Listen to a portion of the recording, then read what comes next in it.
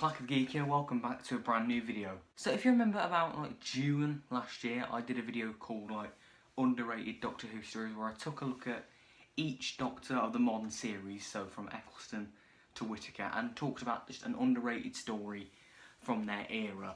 And I wanted to do the classic Doctors at one point, but I never got around to it, but now I am. So go watch that video if you want to understand how the format works, but what we're going to be doing is we're going to take a look at a story from each classic Doctor, from Hartnell to McCoy, and just talking about them and why I think they're underrated. But first, a couple of rules. One, this is just my opinion, so don't get triggered if you know a story that you hate is on the list or whatever. You know, you can have your own opinion. Two, I'm not going to do anything Paul McGann because the only story that you can really judge him on is the TV movie, and I don't really consider that underrated. I find it fairly mediocre.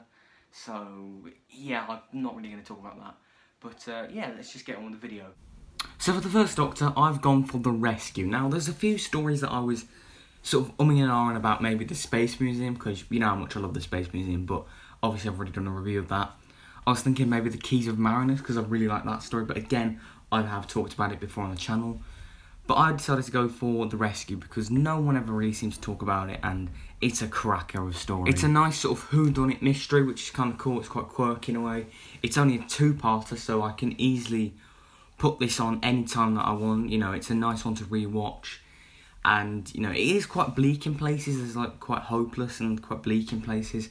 But it's notable for being the introduction to the companion Vicky, who I really like. I really like Vicky as a companion. She's very relatable, believable, and just a really genuine companion, and her and Hartnell have great chemistry. But yeah, it was this story which had a companion reintroduction, because obviously an Unearthly Child, the first ever Doctor Who story, you had those four characters, you know, Hartnell, Susan, Ian, Barbara, but obviously Susan left in Dalek Invasion of Earth, and this story introduced the idea of introducing new regulars to the cast, and if it wasn't for that, we'd probably still now have multiple recastings of Hartnell or Susan or Ian or Barbara, you know, and it was a good thing to do. And overall, it's just a fun story. That's just, yeah, it's just fun, nice, easygoing, and a great companion introduction.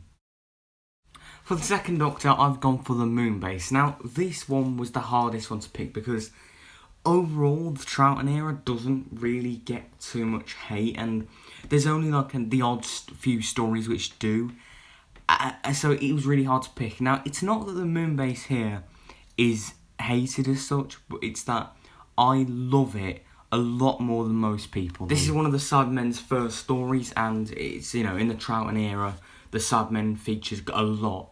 And, you know, there's stories like Tomb of the Cybermen or The Invasion, which get a load of love.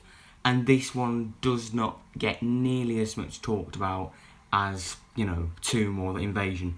I think it's on that level of great. It's a classic sort of based on the Siege story, which was common for the Troughton era, but it's a really fun one. You know, the moon, it's a cool setting, and there's some cool concepts like, you know, the gravitron, where people at the Moonbase can control the Earth's weather from the moon. That's a pretty cool idea, I think. Troughton's brilliant in this story, as he is usually, and he gets some really good speeches and bits of dialogue and moments like, there are some corners of the universe which have bred the most terrible things. That bit was great. And the Cybermen are properly good this time. They've got a redesign, which I loved. I love this design of the Cybermen. And they're proper creepy. It's a very claustrophobic, atmospheric story. You know, the Cybermen just lurking about. And when they're doing the moonwalk thing, they're doing the moonwalk. But yeah, it's really cool. And there's some really good bits of horror when they're hiding in plain sight. And there's the characters realise that there's a Cyberman in the room. It's properly good sort of horror. But yeah, this story is just fantastic.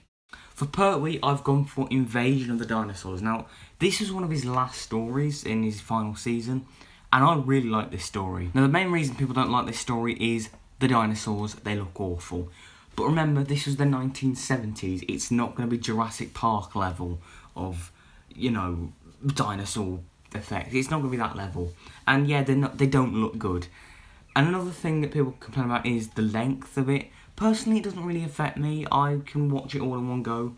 It doesn't really affect me, to be honest. And the actual story is really good and really interesting. These people, these scientists, they want to bring back dinosaurs to modern day. They want to sort of reverse, time, kind of, and they're bringing back dinosaurs from modern day. And yeah, it's a really interesting thing, you know, really interesting idea. And it's really interesting because, like, the Doctor's not there, so what do they do? And, you know, England just goes under martial law. And it feels kind of realistic and quite gritty. And I really like it, you know, there's people getting taken prisoner, you know, taken to prison camps. It's properly grim. Pertwee's obviously great as usual. You know, the Unit family, Sarah Jane are great. And it also gives a bit of character to Yates, Captain Yates, who at this point, I've never really cared about him, but here he gets an interesting sort of arc of, you know, him betraying everybody. It's interesting, it gives him a bit of character. But yeah, I think overlooking the bad dinosaur models, there's a genuinely great story here.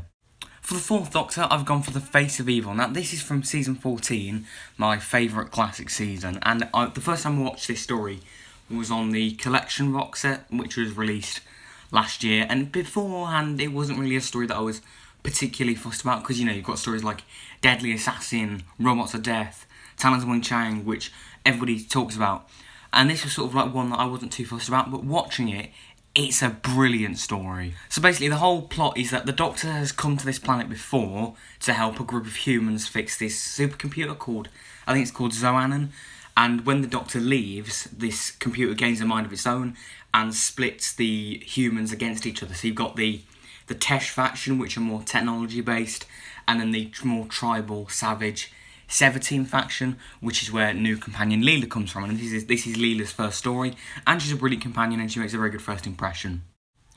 Yeah, it's a really interesting story, brilliant sort of world building as well. The sets of the jungles and the forest and, you know, the direction, the way it's directed, it's brilliant. It makes it look like it's going on for miles and miles, and considering this was 1977, that's an accomplishment. Tom Baker gives one of his best performances in this story, I'd argue. Outstanding performance, as usual. And it's also got that iconic scene where he threatens somebody with a jelly baby, you know, he's like, "Now drop your weapons or I kill him with this deadly jelly baby." It's only a 4-parter, so it's a nice, easy watch, and it's just one that people should talk about more, because it's surrounded by all these classics like Deadly Assassin, Robot of Death, etc. That this just gets shoved in, you know, lost in the middle. But please give it another watch. It's a cracker. For the fifth Doctor, I've gone for Black Orchid. Now, this is quite an odd story because it's the only non-60s story to be a pure historical, which means that except for the Doctor and the TARDIS crew, there's no sci-fi elements in it whatsoever. But this is a really cool, quirky story. So it's set in the 1920s in this like big house, and it's kind of akin to something like Midsummer Murder or Poirot or something like that. And it's a really nice, fun story in that regard. Like there's, you know, near the beginning of the story, you've got some really fun scenes where they're just relaxing and taking it all in. It's just a nice, easygoing story. It's only a 2-parter as well, so it's an easy watch. And it's just a fun story, and that's what Doctor should be. It should be fun. And I'd like to see more like this, you know, more stories there. You know, on occasion, you'll do just a straight, pure historical. I mean, with the Jodie era, you know, the historicals have been very much at the forefront, but they're always having to crowbar in a villain for no real reason. And it's just, why not just tell a pure historical like this one? You know. For the sixth Doctor, this was easy. Attack of the Cybermen. Now, people definitely slag this one off. People often criticise it, saying it's very messy, it's too violent, too many continuity references, you know. And while, yes, the script is not exactly the tightest, I mean, there is a lot going on. I mean, the continuity references, there's a lot of references to past Cyberman stories. I don't mind it. And also the violence. I love the violence. I don't think it's too far for Doctor Who. You know, yes, there's blood in parts, people are getting brutally murdered, but it's there to show the threat of the Cybermen, and this is the first Doctor Who story that I ever watched any of, and this is probably why the Cybermen are my favourite monster, because, you know, they're a proper threat in this story. The sixth Doctor is a lot more likeable in this story than he was in the Twin Dilemma, and there's some really cool supporting characters as well. And what I really like about this story is that it's the first story in Doctor Who which properly sort of showed the cyber conversion process. Like, you'll see in the background of certain shots with extras, you know, partly converted, and it's quite dark, it's pretty nasty, and I love it. And for the seventh Doctor, I've gone for the Happiness Patrol. So basically, the whole plot of this story is that the Doctor and Ace, they land in this human colony where you have to sort of be happy, otherwise you're going to get killed. It's basically the law in this place. And, you know, you get killed various different ways, one of them being the Candyman, and he's gonna kill you with sweets.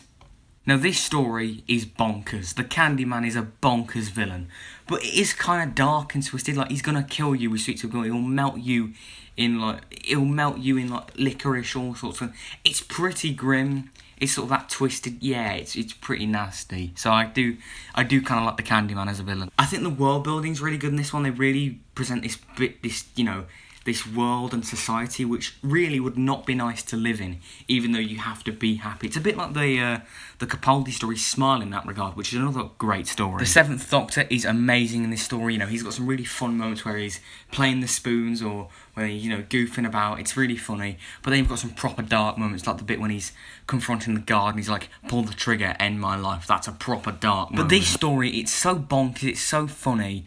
And not really like a guilty pleasure way, but just genuinely, it's really fun and entertaining, and it'll always put a smile on my face. It's just a fun comfort story for me. So that's the end of the video. I hope you enjoyed it. What are some of your underrated stories? Let me know in the comments below. Be sure to like, subscribe, comment, click the notification bell so you don't miss a thing. And this is Clack of the Geek signing out. Goodbye everyone.